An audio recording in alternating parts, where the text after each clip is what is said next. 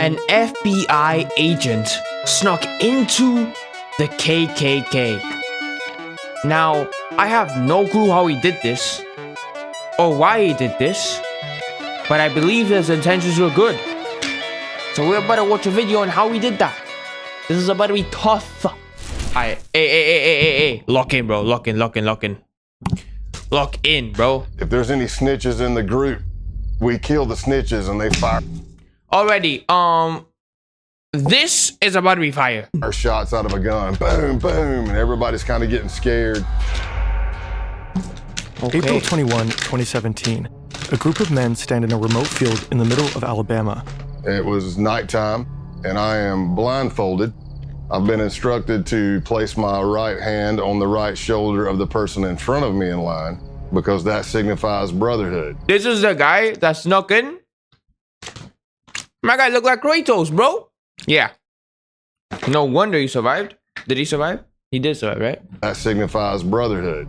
The Brotherhood is the Ku Klux Klan, the United States' oldest, most notorious white supremacist hate group. This is one of their ceremonies. What they don't know, one of them is an FBI undercover agent, and he's no lightweight, 6'4", 260 pounds, covered in tattoos. God His damn. nickname, Hillbilly Donnie Brasco. He's Or the tank. Honestly, bro. gone undercover as a contract killer, a contraband smuggler, an arms dealer. He's put dozens of people behind bars, from drug dealers to violent motorcycle gangs to pedophiles.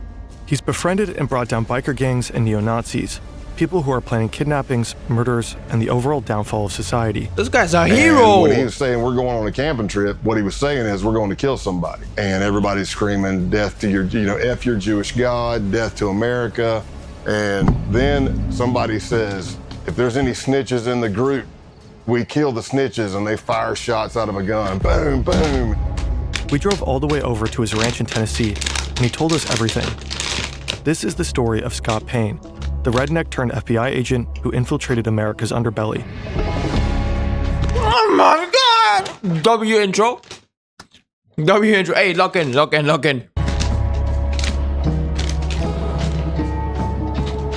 Yo, this is about to be fire, bro. Oh my God. Are you serious? Is this on? This is on YouTube, by the way. This ain't Netflix or anything, bro. Look at the production. Yo, nah, bro. This is different. This is a movie.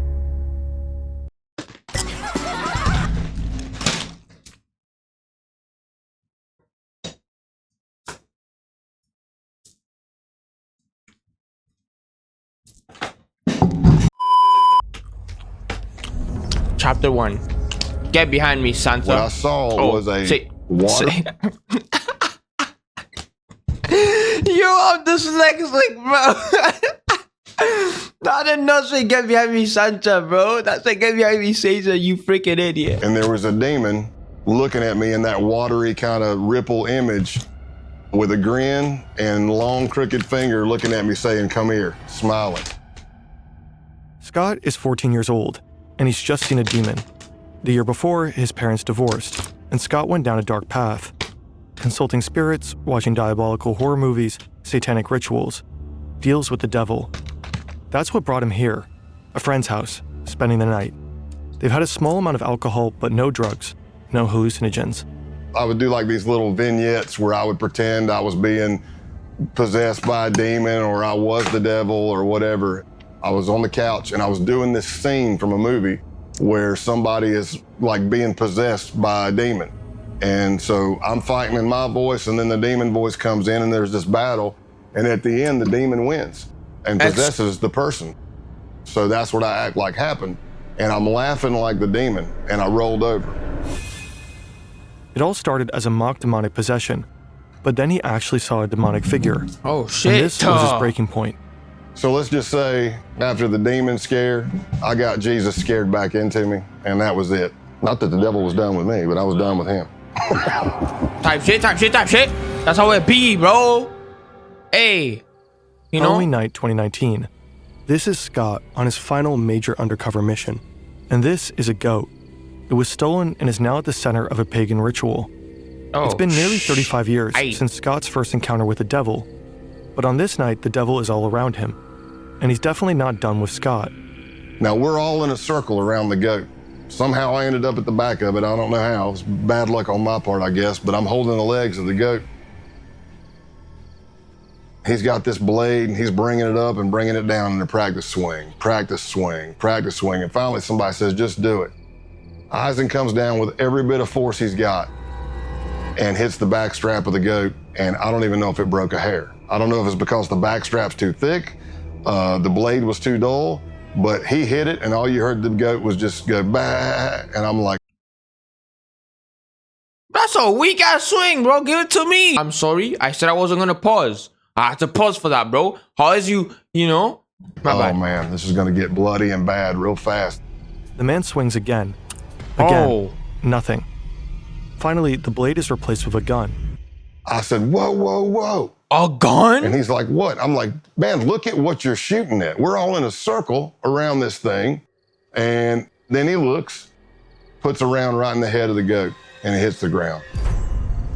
Damn, but that's brutal, So man. you think you're done? No, you're not done. Now they slice the throat of the goat, and they fill up a cup full of blood. For One of them what? pulls out a sheet of LSD. He approaches each man one by one. To do Basically, what? they would take the hit of acid under their tongue, chase it with the blood of the goat to signify the sacrifice or solidify the sacrifice. Drink the blood? Scott is one of the few who decline. So when it gets around to me at the end, I'm looking at the blood and it's already coagulated. It's all chunky and clotty, and I'm looking at it going, man, I really don't want to turn Hell this up and no. drink it. I mean, this is disgusting. So I dipped my fingers deep into the blood, pulled them out, and then sucked all the blood off my fingers. This is not the Ku Klux Klan. This group is younger, better equipped, and preparing for a bloodbath. And not only animal blood, but the blood of any human who isn't one of them. Jewish and Black Americans, and anyone they consider traitors to the white race. They just want to kill everybody then. Like everybody. They don't care who you are. As long as you're not white, you're dead. That's deep, bro. Like, this is different. They're by far the most dangerous group Scott will ever infiltrate. Why is this though? Like a genuine question, guys. Like, why, why do you think like that? You know what I mean? Like you're killing them because they have a different skin color. Like, what? Because I'm blue, you want to kill me, bro? Like, I didn't do nothing, bro. I was born like this, bro. Like, Unfortunately for these tripping blood-drinking white supremacists, Scott Payne has other plans. It's exactly the kind of thing he spent the last 17 years working to prevent. Chapter 2. Anything for I became an redneck. FBI agent in 1998, and by 2002, I'd already done some undercover. Excuse me? Bro, my back just fell down. Yo. Time to move houses. Who's there? My house is small, bro. Like, there's no way for anybody to hide anyways. Covers for the FBI, but I wasn't yet certified through the FBI undercover school. So I finally got a slot. Okay. September 2002, Quantico, Virginia. This is the FBI Academy. If you make it through the year-long application process, if you pass the physical and psychological assessments, the Okay. tests, the polygraphs, the interviews, the background checks, if you God make it through damn. all that, you end up here in a 20-week training program. If you get through the 20 weeks, you become an FBI agent. Scott's been here before. Now he's back. Wait, okay, so becoming an FBI agent is way harder than I thought, bro. All that he mentioned just to become an FBI agent. That's crazy. Okay, low-key though. Like, imagine, bro. Like, I say I'm an FBI agent, that's low-key aura, bro. FBI agent, that carries weight, bro. About to start the training program for undercover agents. Getting admission to the program is hard enough. Graduating is even harder. Only about half the admittees make it through. It's a 2-week school with no days off. We're very big on sleep deprivation. You're going through multiple scenarios of all shapes and sizes. Yo, that's and like the there's only military. 20 slots for the class. Others break down. They make missteps during the high-pressure scenarios. They grow delirious and erratic from the lack of sleep. But Scott thrives. The sleep deprivation, the relentless roleplay, the grueling exercise. If anything, he feeds on it. God damn. Scott, yo. Stop, bro. No more ads, please. I'm done with the ads, bro. I don't want no more ads, bro. Like, when are they gonna understand? I messed up the camera and everything, bro. Hey, how are you guys doing? Did I scare you? I'm sorry.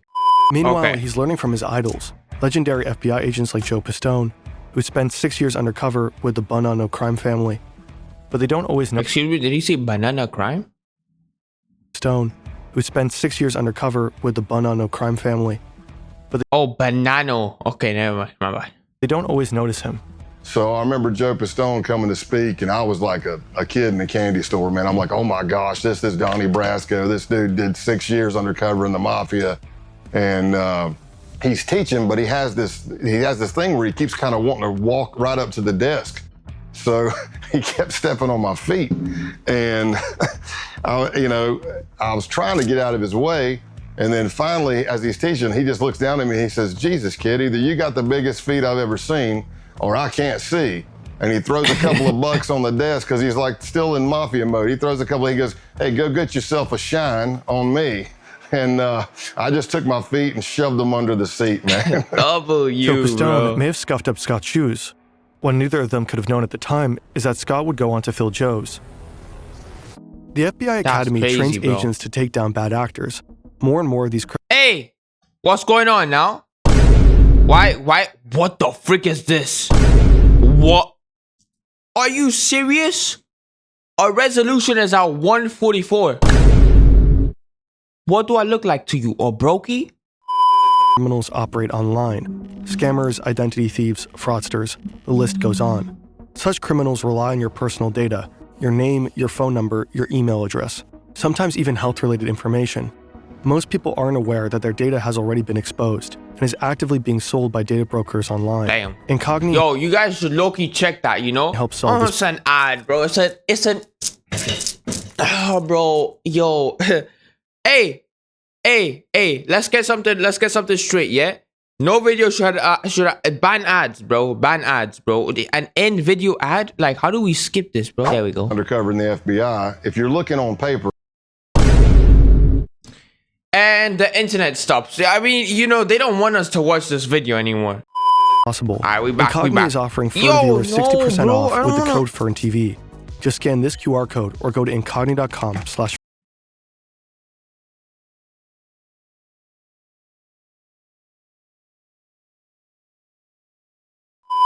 Once I was certified as an undercover in the FBI, if you're looking on paper, I really didn't jump out.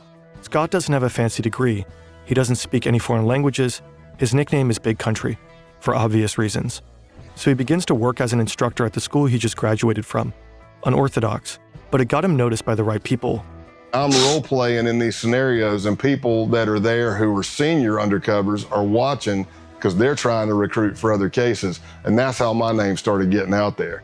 So after months, there's finally a possible assignment, one that Scott is perfect for. Sure, he's a redneck with almost no foreign language skills, not suitable for many undercovers, but he has something most other agents don't. He doesn't need to pretend to be a hard-living misfit. He is one. He knows he'll feel at home where he's about to go, but he has no idea how close he'll grow to the criminals he's been assigned to infiltrate and how hard it will be to turn on them. People always have their own opinion of what undercover work is. Some people say it's acting, some people say it's lying. Essentially, this is the definition of undercover work. You are building relationships that you're gonna betray. Oh, damn. Yo, that's low-key brutal though. Like that is it.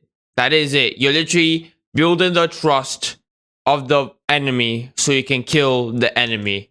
But what you don't understand is we're all human. So once you get, relationship, you have a connection with the guy, you end up liking the guy. You feel me? No, not like that. Oh, whoa. Hell no. I mean like y'all become good friends and stuff, and now you have to kill him. Imagine you have to kill your best friend. Well, I mean, hey, I'm just saying. That's deep though. Operation Roadkill. Holy. Scott is on a mission, and his targets, these men, have just arrived. This is 2005, by the way. This is before I was born. They're members of the Outlaws Motorcycle Club, the main rivals of the Hells Angels. They've been implicated in drug trafficking, prostitution rings, money laundering, the list goes on. And they're notorious for violence against rival gangs. Infiltrating them is exceedingly difficult. Scott Payne is here to do just that. But there's a problem. Part of the intelligence Scott was given is wrong. He was told they wouldn't be wearing their colors. Obviously they are. Scott has hoped to strike up a casual conversation, letting the topic of motorcycles arise naturally. But these guys are advertising their gang affiliation. He can't just go up and say, "Hey, you guys ride." His only choice is to make them come to him. Luckily, another part of the intelligence is right. This guy, road-named Spanky, loves to be the center of attention. So Scott steals it. He works the crowd. He tells jokes. He talks loudly. He draws attention to himself, making Spanky want to steal it back. Soon enough, Spanky asks where Scott is from and sends him a drink. Spanky's called me over. He's introducing me to other people. And of course, I'm getting more scrutiny. The more people I meet, the more scrutinized I am. Of course. Everything seems to be going well, but the real scrutiny happens somewhere else. So I walk into the bathroom, and as I'm at the urinal, in a lot of bars, there's like a little box in front of the urinal, plexiglass. It might be flyers for a band coming up or a stripper coming to town or something like that. So I can see a little bit of a reflection. And I see this jacked, big dude come walking in. And I see him looking at each stall, and he's like, okay, that's empty. I see him looking under the stalls to make sure nobody's in there. And now he's cooked. He's looking cooked. He's checking in the stalls to make sure that there's nobody there so he can go ahead and knife him. Or just absolutely not. I mean, look at the size of this guy.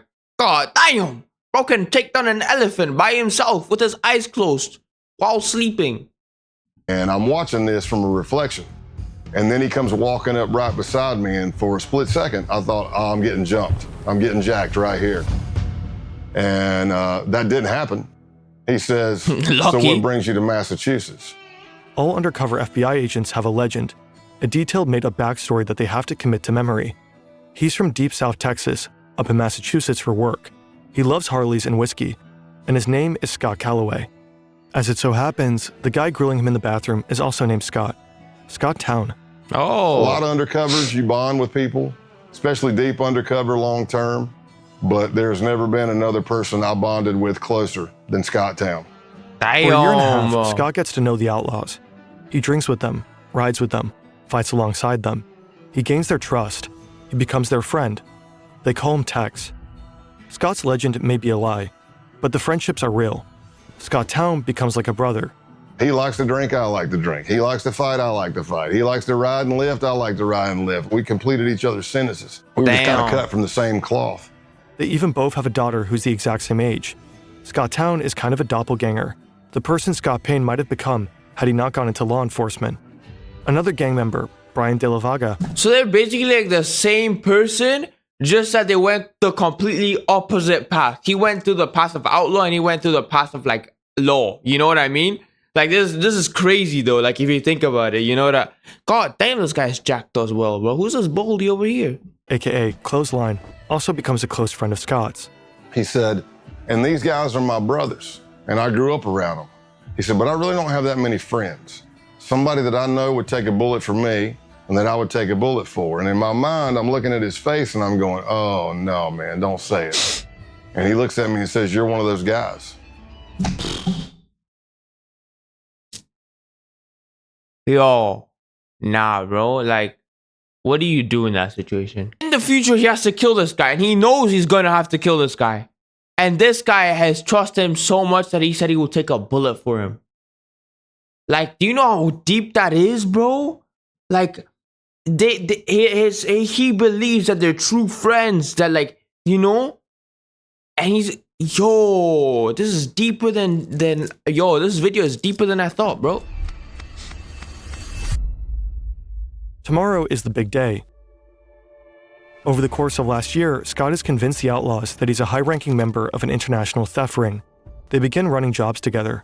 It begins small, with insurance fraud and vehicle trafficking. An outlaw reports a motorcycle as stolen. He then files an insurance claim, while Scott sells the motorcycle across the border. A double win. Money from the insurance company, money from the sale.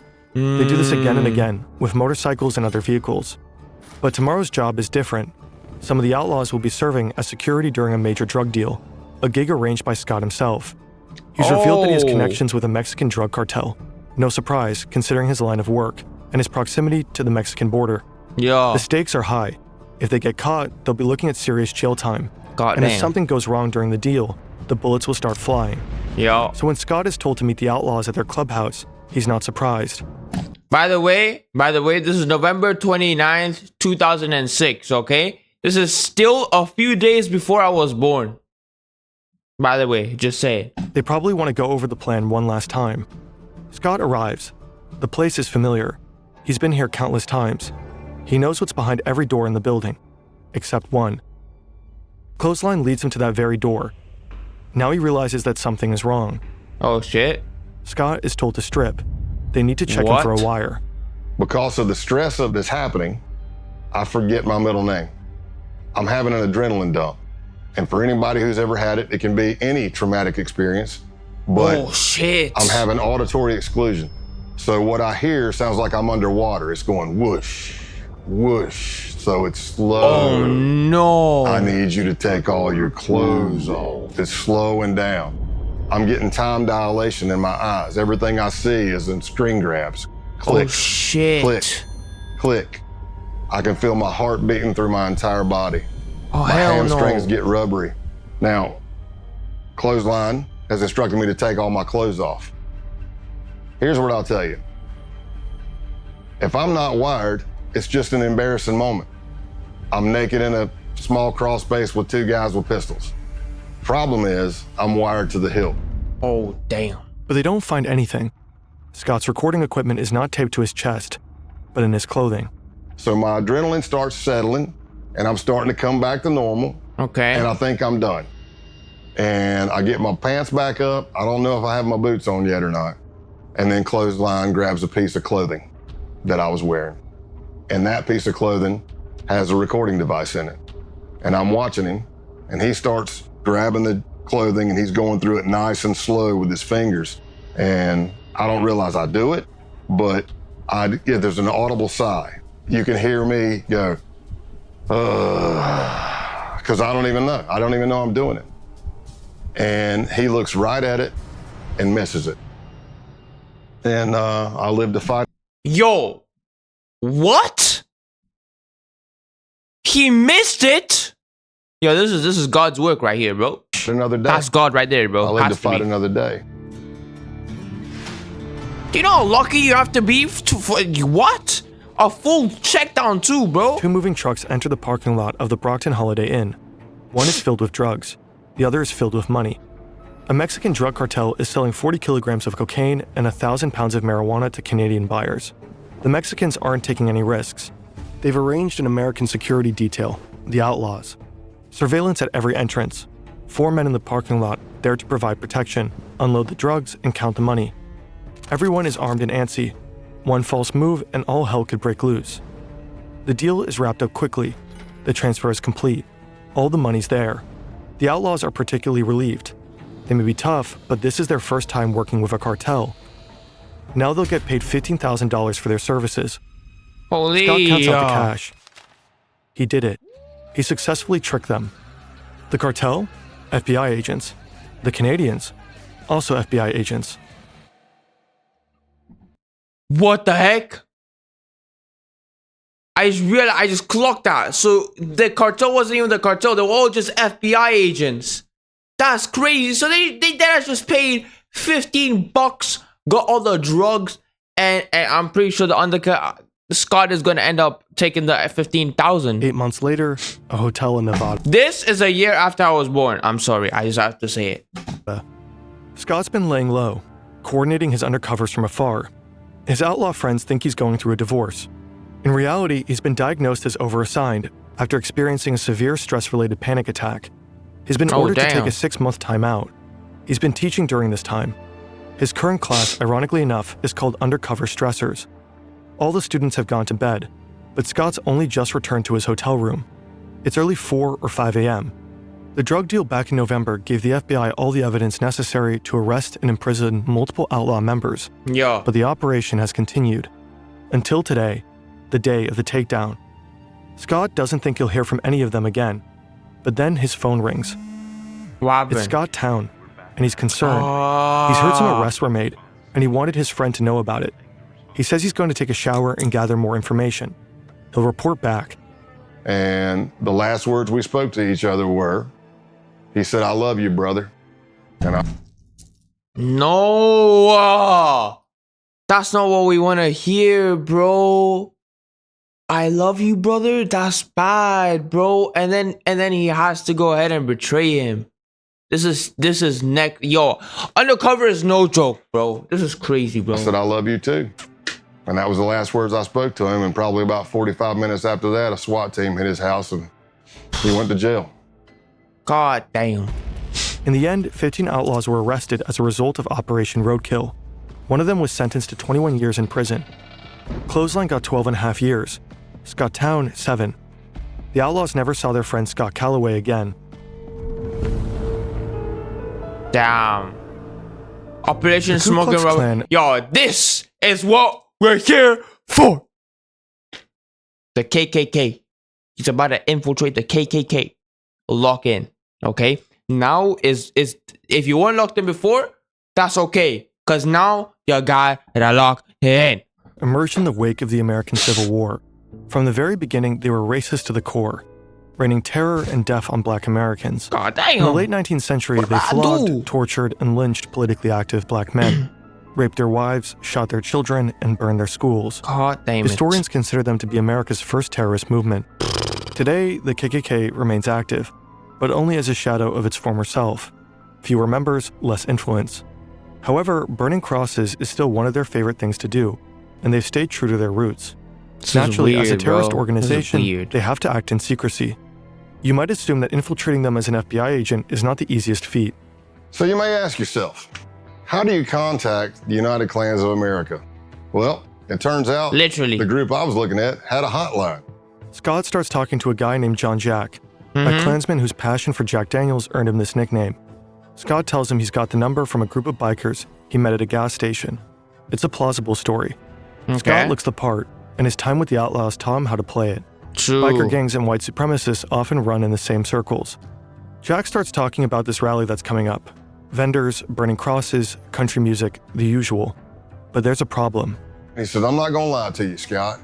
I had a band lined up, but the singer just got locked up and I really don't know what the hell I'm gonna do about music." Oh. And I thought, this could be my end.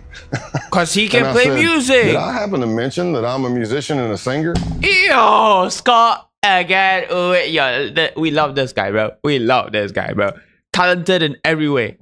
I said, well, I'll tell you what I'll do.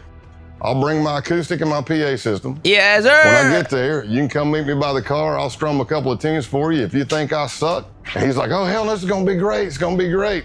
Scott doesn't know that he just signed up for something far more sinister. April 21st, 2017. It's the day of the Ku Klux Klan rally.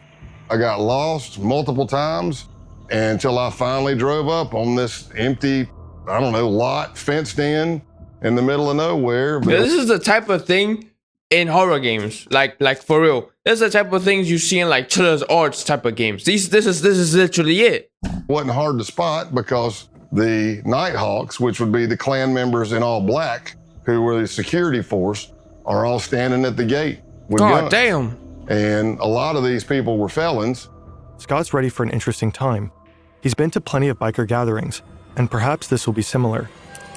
During his mission, Scott will be taught the KKK's constitution and bylaws, studying the Black Klansman Handbook, which he'll learn to refer to as the Kloran.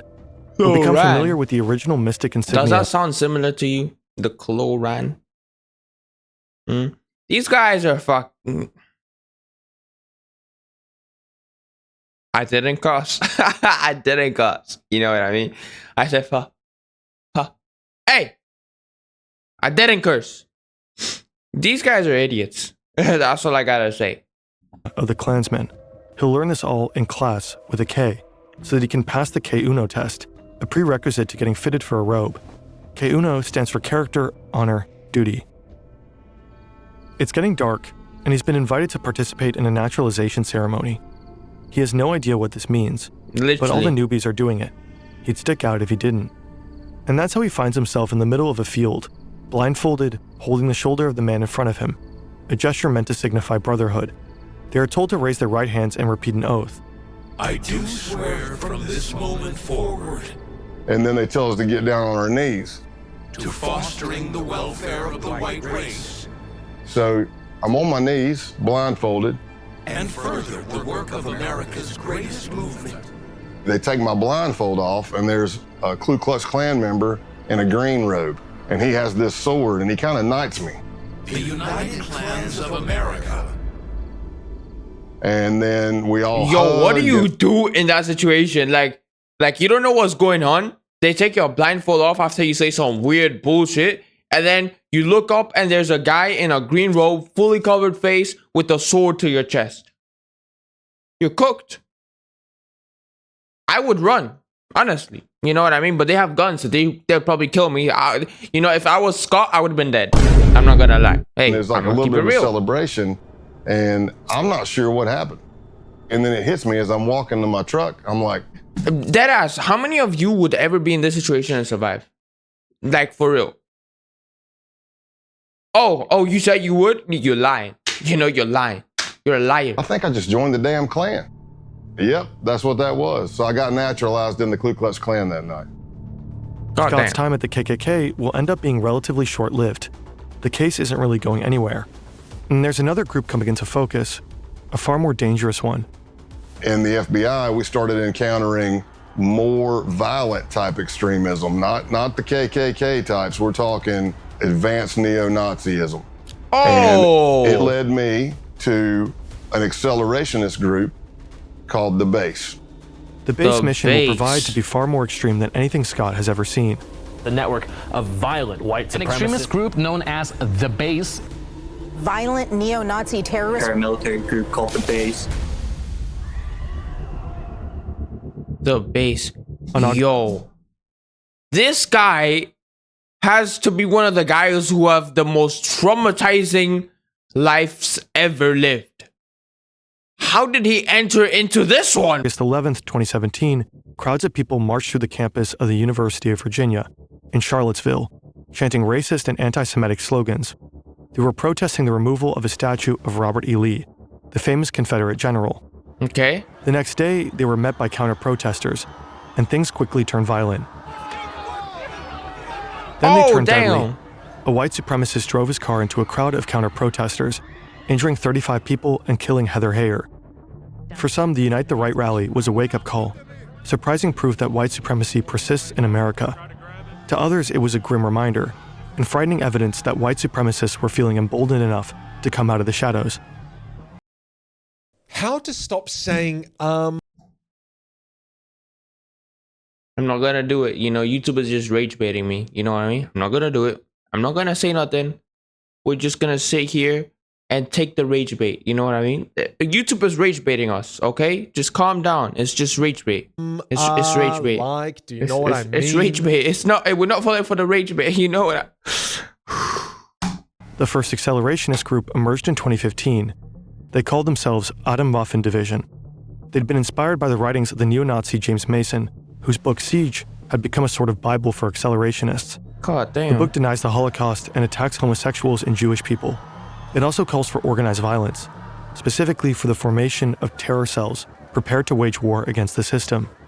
Initially regarded as fringe or even cringe, accelerationism steadily gained traction. By 2021, roughly 90% of white nationalist groups identified as accelerationist. God That same year, damn, the US man. Director of That's National way too Intelligence many, bro. identified racially motivated violent extremists as the most lethal domestic terrorism threat. More than other white supremacist ideologies, accelerationism insists on the importance of direct violent action, the kind of action taken by the people they call saints. Like Saint Tarrant, for Brendan Tarrant, the Australian white supremacist who attacked 2 mosques in Christchurch, New Zealand. He killed 51 people. 51. One person killed 51 people, bro. This is crazy, bro. This is actually bad. Like, I don't think it's clocking to you guys, bro. This is actually bad. Or Saint Roof, for Dylan Roof, who killed 9 people, all black, during a church service in Charleston, South Carolina.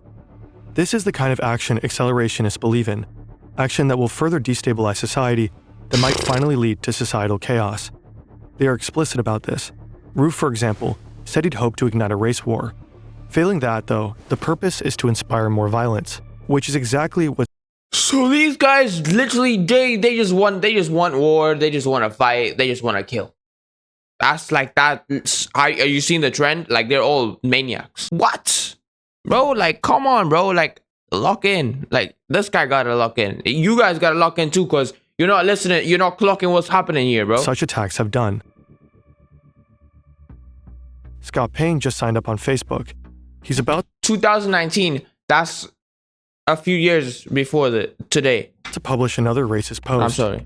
His goal is to get banned. But nothing happens. A fellow agent points out that he doesn't have any friends. He adds a few people, and that does it. He's promptly kicked off. Okay, well done. Next up is Gab, a social networking site well known for its tolerant stance towards far-right users. He participates in forums with names like Whites Only. This will further elevate his credentials. Oh, On July I 15th, see. 2019, he writes an email. I've been seeing your stuff, and I'm definitely interested. Survival and self-defense. I like it. The next day, a ping. Thanks for contacting the base. You can learn more about us on our official. And he got in. What a chat, bro. Scott, let's give it up for Scott, guys. You know what I mean? This guy just knows how to get into anywhere, bro. Gab account at the base. If you're interested in joining, please provide the following info to begin the vetting process. The base is a white supremacist neo-Nazi group. They were just founded a year ago, and they are accelerationists through and through. Yeah, I'm sorry, but willingly entering into... I mean, I understand he's an FBI agent and all that, but I mean, after... You know, did you hear what they... Like, they just mentioned a crazy amount of things that he did. Knowing that, willingly entering into this... I know he's an undercover cop to like take them down, but this is crazy still. Like, this is still beyond me, bro. Like, their plan entails assassinations, sabotage, and acts of terrorism. Their targets are black people, Jewish people, and anyone they consider traitors to the white race.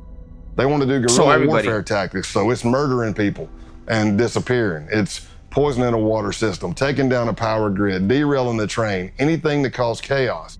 The idea is that after the collapse, the group's cells scattered across the world will form white ethno-states led by white supremacists. It's crazy, This event, total societal collapse, has a special name, the Boogaloo. Now, Scott is trying to join them. They ask for his name, White Warrior 88, and his age, 44. Scott Payne is actually 48, but he knows most base members are between 18 and 25. He wants to seem as young as possible. Sex, race, location, military experience, fitness level, special training, and organization affiliations. Here, his past undercover experiences pay off. He mentions the Klan and biker gangs. So here I am. True. He can say he's an outlaw of the biker club and also the KKK because he deadass joined both as an undercover. That's crazy. I am approximately for a week or more. That alone can get him in. It doesn't matter if he's 60. I'm emailing back and forth to somebody with a Proton email account. And they're asking me all kinds of questions about my ethnicity, what I can bring to the table, what is my history. And I laid out a story that I was a old biker, shocker, and a former skinhead from South Carolina. As Scott would find out later, the owner of that email account was none other than the founder of the base himself. Online, he's known as Norman Spear and Roman Wolf. He's been on the public's radar since 2018, but his true identity is unknown. That is, unless you're in the FBI. Ronaldo Nazzaro is 45, American, born in New Jersey. Oh, he's just 1 year. Yeah, he's in. He's in. He'd worked as a contractor in Iraq for the Department of Justice. Now he's in Russia, but it's 2019. You can organize neo-Nazis into a network of accelerationist insurgents from just about anywhere. The email exchange continues for less than a week. Then, Scott is invited for a phone interview. It's supposed to take 30 minutes, but ends up lasting an hour. Oh, damn! Now, both Scott and the base have a 24-hour grace period. After that, Scott will need to make the decision. Does he truly want to join? I passed the test, and they bring me in. And they asked me, hey, where are you located? And I said, in East Tennessee. And they said the closest cell to you is in North Georgia. That's where Scott will have to pass one final test, an in-person vetting session. August 2, 2019, Rome, Georgia. To Scott, the men look more like boys. He knows that one of them is the leader of the base's Rome cell. But that's it. They tell him to step out of his truck. Scott isn't wearing a wire. He knows they'll check. But hidden in his truck is a tracking device put there by his case team. As long as Scott is near his truck, his team will be able to find him. I step out, shake hands or whatever, and he says, hey, I need you to put your phone in airplane mode. And I said, okay. He pulls out this wand thing that I'd never seen before. It looked like a Geiger counter. It had a big triangle card in it, lights all over it.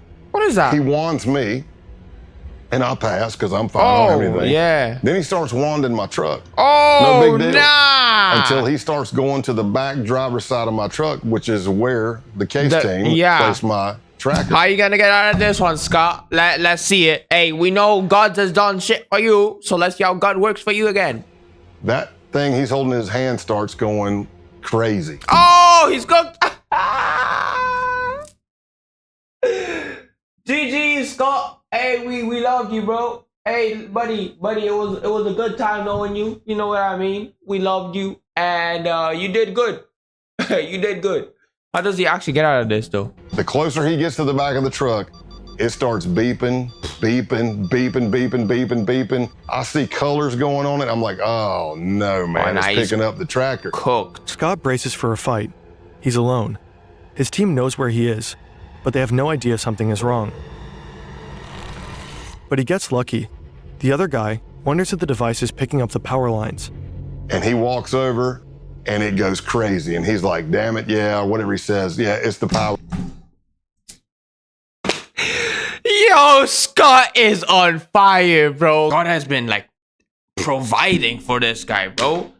Like he's been answering every single prayer for Scott, bro. He saved him 3 times. What? Are you serious? Bro, any other person would have gotten caught there. And somehow Scott wiggles his way out of there again. Oh, hell nah. Yo. Lines. Hey, follow us to another location. Scott has to act fast. He has to get the tracker deactivated. And I'm calling the case team and I'm like, hey, you need to shut that tracker off. And at first they're like, well, we can't shut it off. And I'm like, you have to shut it off. And they're like, well, if we shut it off, we're not sure. What if we can't get it back on and we lose you? I said, here's what I'm telling you. Whatever they have is picking up the tracker. If you don't shut it off, this is going to be a very fast undercover. It's going to be over as soon as we get to where we're going. They arrive at an abandoned concrete plant. And I'm thinking to myself, oh, this is great. How many movies have I seen where somebody's killed in an abandoned concrete plant? I hope they got the tracker off. They pull out the wand, they wand me, and I passed. Oh my God, he's lucky. Scott is in. By this point, Scott's been around the block. The outlaws, the Ku Klux Klan. But nothing could prepare him for what comes next. Scott has been with the base for over 2 months now. As a boy, he loved camping with his parents and friends. He'd explore the woods, go fishing. But the camping trip he's just been invited to isn't like the ones he used to go on. The list of things to bring contains some unusual items. A tent. Yeah, of course. No. Rifle and sidearm. Rifle ammo, pistol ammo, and mags. Okay. What are we gonna kill 20,000 people of a sudden? Like what? Weapons, ammunition, and the same kind of camouflage. Flecktarn, worn by the German military. Oh, this is camouflage. No ordinary camping trip. This is a hate camp, an extended training session to prepare members for the Boogaloo. Hand-to-hand combat, weapons drills, grappling. By now, Scott has attended a number of similar training sessions, but this one is different. It's longer, 3 to 4 days, and it's bigger, with base members coming in from around the country: Texas, Alabama, Michigan, Delaware. He's familiar with many of the men he'll be camping with. At least he knows most of their online pseudonyms. Can't Go Back, Ison, Punish Snake, Dima, Big Siege, Zoomnat, all from out of state. And of course he knows his fellow Georgia cell members, Helter Skelter and Pestilence, who vetted Scott back in August with the cell leader himself. TMB, the militant Buddhist. Everyone knows Scott by his code name, Pale Horse. When you're an undercover agent, some cliches are true. Scott has learned to expect the unexpected, yet he fails to expect what would happen at the Halloween hate camp. I wake up to pounding on my window. Pale Horse, you gotta wake up, you gotta wake up. I'm like, what's up, man? What's going on? They're like, hey, You got to get out here and see this. I've been doing undercover since 1996 at this point, and I have never been with a group of people where I had to burn Bibles, burn American flags. I damn sure wasn't part of a group that went out and stole a goat and we sacrificed it at a pagan ritual and drank its blood. Oh, hell no, this is what we were seeing in the beginning. After they decapitated the goat, the group comes together for a barbecue. They roast the goat over an open fire and have it for dinner. All of this, of course, while tripping balls. It's impossible to know what blossomed in their brains that night, what hallucinatory horrors they saw. If their drug-fueled fantasies were anything like their sober ones, then they dreamed of death and destruction, of killing Black Americans, Jews, anti-fascists, and communists. Of the Boogaloo. These guys are just Scott messed up in the head, familiar bro. with these fantasies and with the beliefs that produce them. Behind each pseudonym is a young man, and within each young man is a darkness. The militant Buddhist's real name is Luke Lane. If the Boogaloo requires it, he says he could kill his dad. Pestilence is Jacob Cotterly. He believes Hitler is still alive. Michael Helterbrand, aka Helter Skelter, says he'd have no problem killing the commie kid. Punish Snake, a former Canadian soldier who'd been doxxed by an undercover journalist, gets emotional talking about it, but he knows he'll have to kill his ex-fiancée when the Boogaloo kicks off. She's half black. Scott Bro has to kill his ex because she's half black. Let that sink in, bro. He has to kill his wife, his ex, because she's black or half black. She doesn't get a pass because she's 50. Through that Saturday, but by that Saturday night, we went back down to the holy site and had a bonfire. And that's where the American flags were burned. That's where holy Bibles were set on fire. Damn. And everybody's screaming, death to your, F your Jewish God, death to America. And when that training camp ended, that's when I advanced even more in them trusting me. And that's when TMB and Pestilence started bringing me in on murder plots that they had. Oh! It's more than 2 months later, and Scott is back at TMB's farm. This right here, 2019, December 6th, this is 12 days before my birthday on 2020. What? December 6th, 2019 is 12 days before, it's 6 days before my birthday in 2026. 2020, oh my. Forget about it, bro. I'm gonna stop. I give up, bro. The 100-acre property where the Halloween hate camp took place. For the last few weeks, TMB has been talking about another camping trip, but he's been cagey. He doesn't want to share information via chat. Scott has convinced him to meet. He wants details. It turns out the camping trip isn't a camping trip. It's a hit job. TMB creates a separate chat room called the camping trip. And when he was saying we're going on a camping trip, what he was saying is we're going to kill somebody. Oh! Their target is an active Antifa couple in the Georgia area. It was going to be me, TMB, Pestilence, and Helter Skelter. And we were all going to make entry into the house. TMB wanted me to go with him to kill everybody, while Helter Skelter would be covering out the window to make sure no cops were coming and stuff like that, or help. And then Pestilence was going to set the house on fire. But in the planning of everything, at one point, Helter Skelter says, hey, if you don't mind, I'd like to pop my cherry on this one. That confused me because it means something. What did you say? You want a what on this one? Excuse me? Completely different to me. And I'm like, what do you mean? And he said, I would like to actually put a bullet in somebody's head as well. Oh, okay. We were thinking very different things. I want to apologize. We were thinking very different things. But that's still diabolical. Even though, you know what I mean? That's still completely diabolical. What he just said right there. After casing the house, they begin the next phase of the murder plot. Planning. It was pretty extensive. Like, you go to a camping site, we leave everything digital, everything phones, everything there. We go scrub ourselves at a pay-by-the-hour motel. We tape our pants to our shoes, our gloves to our shirts. Vaseline on eyebrows and facial hair. See, this is all to avoid leaving DNA for law enforcement. At one point, TMB had done research, and he said that he read that the first time somebody kills somebody, they lose control of their bowels. So he was suggesting that we all wear adult diapers. I didn't tell him that I'd killed somebody before, but I told him I think I'm okay. I don't need any diapers. I was just as shocked when I got brought in on this murder plot as most people were.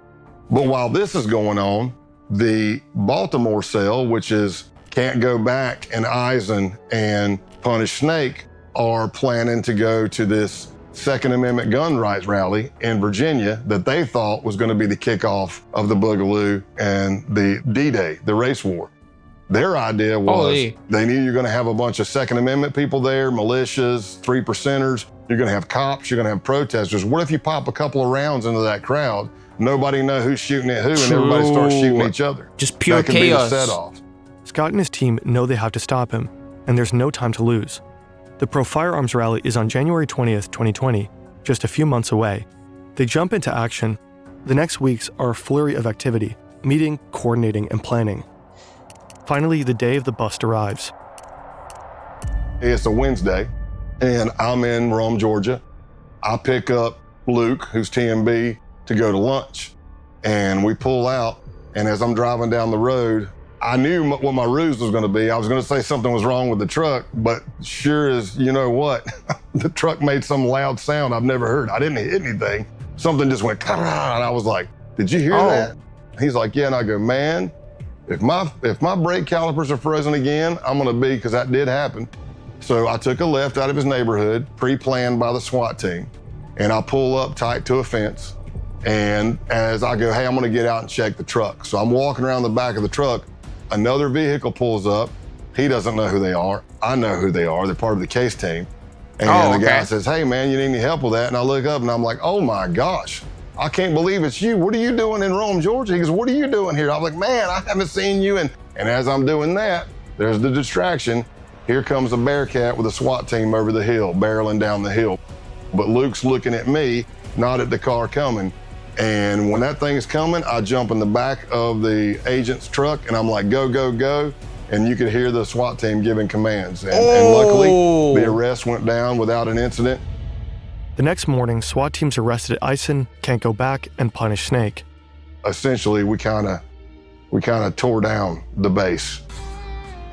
Yeah, that's Luke crazy. Lane, aka TMB, was sentenced to 6 years in prison. That was clean. Jumps in the back, goes, SWAT team, gone. TMB is gone. And the other three are also, yo, that's crazy, bro. Jacob Cotterly, Pestilence, got 13. William Bilbro, Eisen, 5. Patrick Matthews, Punish Snake, and Brian Lemley, Can't Go Back, 9 years. Damn. According to a recent Guardian article, the base is enjoying a resurgence. Its founder, Ronaldo Nazzaro, continues to live in St. Petersburg. Scott retired in June 2021. At his retirement ceremony, attended by friends, family, colleagues, and top FBI brass, June 30th was named Scott Payne Day. Yo, Scott the G, Scott the GOAT. Are we serious, bro? This should be a movie. There has to be a movie. W production, W video. Hey, this was beautiful, bro. Nah, are you serious? Infiltrated the bike outlaw, infiltrated the KKK, infiltrated the base. This guy has done it all and had like 3 close calls where they almost found out he was an FBI agent or he was some spy, and God just came for him. He just helped him out. Yo. Oh, W Scott, bro. Hey, my role model is now Scott and Arthur Morgan. You know what I mean? Hey, I love the video. Let's give it a like, and hey, I'll see you when I see ya.